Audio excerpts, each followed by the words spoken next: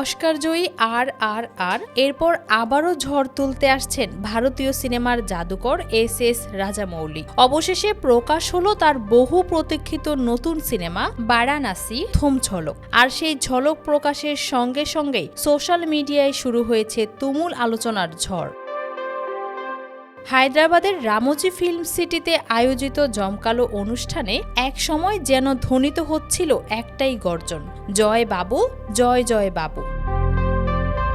50,000 ভক্তের সেই স্লোগানে কেঁপে উঠেছিল রাতের আকাশ। ঠিক সেই পরিবেশেই মঞ্চে জনপ্রিয় গান সঞ্চারী পরিবেশন করেন শ্রুতি হাসান, সুরকার অস্কারজয়ী MM কিরাবানি। তিনিই তুলে ধরেন ছবির ভয়ঙ্কর খলনায়ক কুম্ভের চরিত্রের সঙ্গীত পরিচিতি, যে চরিত্রে অভিনয় করেছেন পৃথ্বীরাজ সুকুমারন।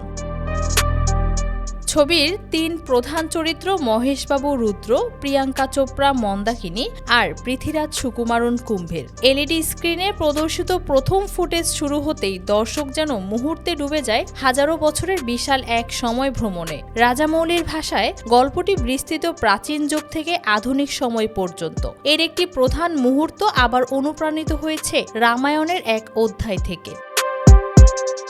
প্রথম ঝলকে দেখা যায় আইম্যাক্সে শুট করা বিশালাকার কিছু দৃশ্য, যা 100 ফুট LED স্ক্রিনে প্রদর্শিত হতেই দর্শকদের মধ্যে ছড়িয়ে পড়ে উচ্ছ্বাসের ঢেউ। প্রিয়াঙ্কা বলেন, রাজামৌলি সত্যিকারের দূরদর্শী নির্মাতা, আর মহেশবাবুর প্রতিশ্রুতি, আমি সবাইকে গর্বিত করব, পুরো ভারত গর্ব করবে এই সিনেমা নিয়ে।